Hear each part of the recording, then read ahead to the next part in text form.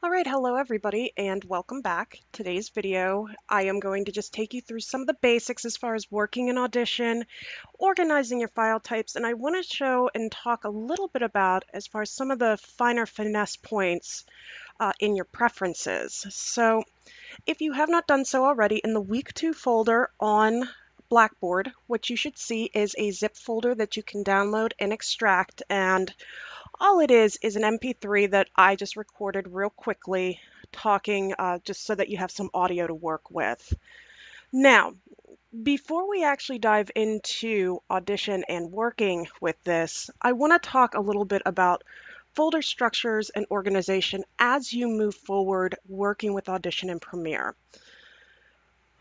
Both the multi-track in Audition and when you get into Premiere files, these files can actually become very, very large. So what we normally do is we will actually create a link between the file that you are working with and that working file type. So either the Premiere project or the Audition multi-track session. And with that, you really want to be working in a folder structure so that you don't have any of the files go missing, thereby breaking the link into the working file, and then you begin to get errors. So for those of you who have never worked in an Adobe product before or worked in a multimedia setting, we like our folders. So before we begin here, what I'm going to do is I'm actually going to right click and I'm going to make a new folder on my desktop, and I'm going to call this my first Audition project. Really, you can call it whatever you want. Now, because I'm on my home machine, and for demonstration's sake, I am using my desktop. For those of you that have like a Dropbox plugin, and let me go ahead here, let me find here. So here you can see I actually opted as far as both the Creative Cloud. I have a OneDrive for my PhD, and also as well, I have my Dropbox plugin here. One thing to point out is, again, while this makes it very easy to navigate between your cloud environments, I would not work from these. I would keep it on the local computer as you're editing so that in case you have a network outage, you don't get any issues whereby your file becomes corrupted. Now, once you're done working, or you want to back it up, or you want to put it somewhere and then open it at another location, very much so. Once you're done, just close out your program and you can go ahead and open it on another computer by putting it in that cloud environment. If you're working on a home machine, you can just keep it on your desktop, then save it to your location where you like to save stuff. You can just, save right out of the gate to that location. It's totally up to you. For demo's sake, I'm going to keep working on my desktop. So I'm going to go ahead and just place that example file from the Blackboard site into the My First Audition project.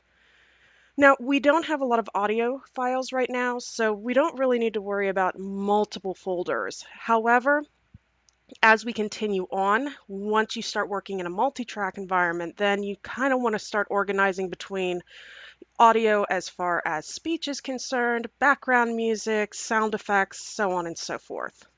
This is just to give you something as far as working in and opening something inside of Audition. All right, so once we have that set up there, we can actually go ahead and go into Audition. Now, a couple of things about Audition. It does have multiple panel layouts, very similar to some of the other Adobe products. Right now, I'm actually in the classic layout, and as I mentioned in the PowerPoint, I will be defaulting to classic as we start out here.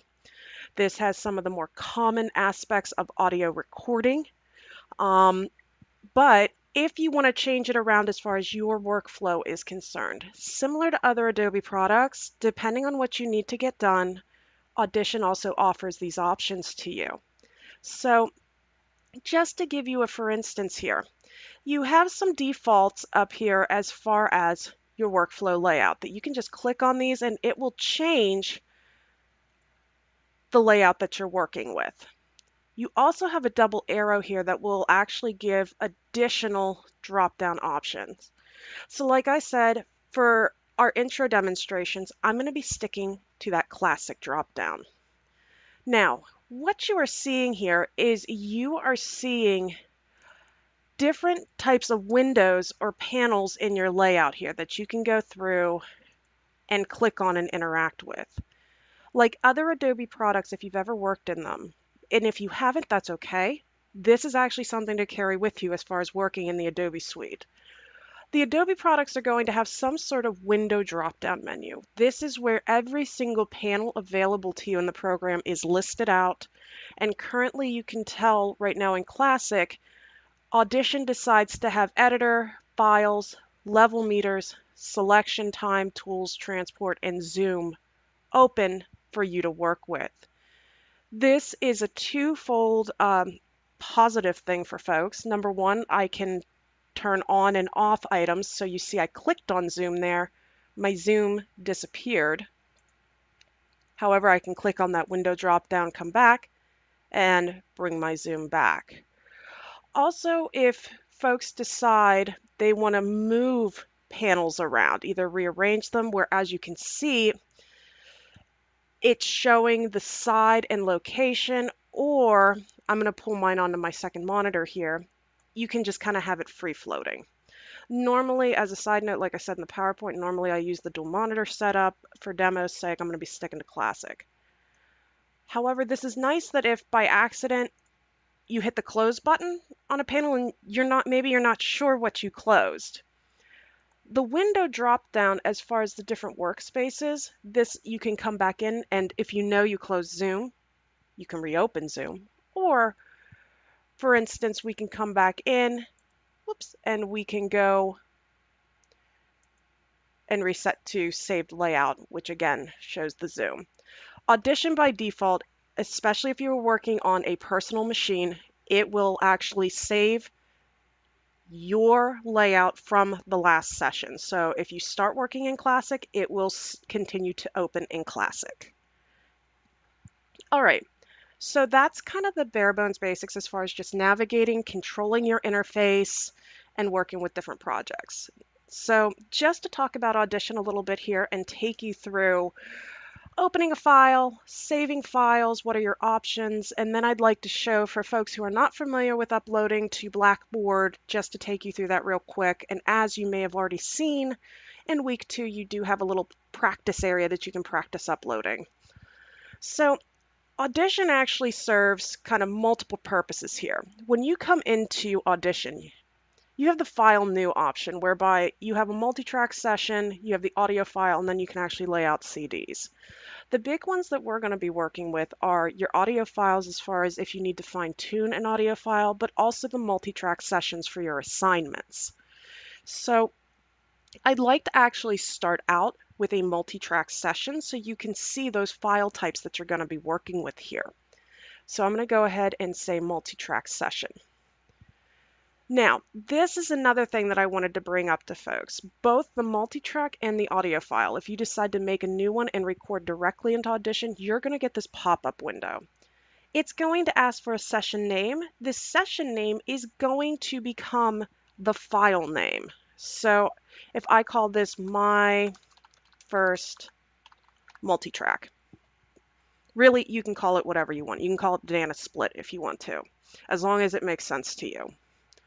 Now, the next portion, though, is the folder location. By default, in both Audition and Premiere, they want to default into the Adobe folder, which has a storage location for these type of files. Honestly, I'd have to say in the 11 years that I have been working with Adobe products, I've never actually really let it save just because I've been on the move so much into the Adobe folder. And what I'll normally do is I will browse. And in my case, I want to go back to this My First Audition project that I saved on my desktop. And then you can see here, my folder location has changed. And to start out here, really, you can leave the rest at default. Again, see your PowerPoint as far as sample rate and things like that. So I'm going to go ahead and say OK. So here we have our first multi-track layout here. Now, one thing I'd like to draw your attention to is over in your file navigation area here. I want to draw your attention to the file extension there which is your .sesx file, which is your Audition multi-track. This you want to think as far as kind of your working file type. Very similar if you've ever worked in, I use, Photoshop, the .psd or the .indd of InDesign, or the PROJ of Premiere. These are the files that you can come in and make edits to and clean up and then republish. From an audio standpoint, you're looking at the WAV, the MP3, etc., as far as your published file types. So once you go from a multi-track into that published file type, it's very difficult to go into the published and fine-tune. I strongly encourage you to make sure that you're keeping track of what you need for your different files here. So as we continue on and when we get into editing our first audio file types, we will be getting into your different tracks as far as what you can do with them. Also, as well, we are going to be talking about as far as what we can add in to our system here. So if you wanted to try this, what we can do is we can also come in and import files if we like into our navigation. And I can select my MP3 there, and you can see now that it pops up in my folder organization here as far as being able to be referenced and work with my UI. So for right now, we're just going to pause there. I want to also get into being able to save and upload. So at any point in time, we do have the Control S that'll save your file. You can also do a save as, which will also bring up your drop-down menus as far as being able to save your different files here. So I'm going to tell it to overwrite. And I'm going to go ahead here, actually. I am going to close out Audition and go back to my desktop, and let's get that My First Audition project. So here you can see the actual folder that is holding that My First multi-track. And very similar to other Adobe products. Here you see the little AU for Audition, noting that this is your working file type here. So you have all of your assets. This would be a folder now, this My First Audition project. This would be a folder that you would pick up.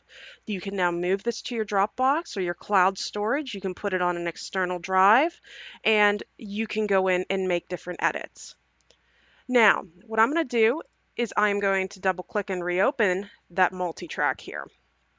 One more thing I'd like to show you is this is kind of one of those finesse things. Under Edit, your preferences. A lot of folks, as they go through their academic careers, you're in a networked environment, so therefore you're not really responsible as far as preferences, or if you do set preferences, they don't save from one login to the other. One thing I want to point out to you, though, is the media and disk cache. Similar to Adobe Premiere's what we call the scratch disk. These type of programs need additional memory and additional storage area as they are working through your projects here. So I'd just like to bring this up to you as far as the preferences area.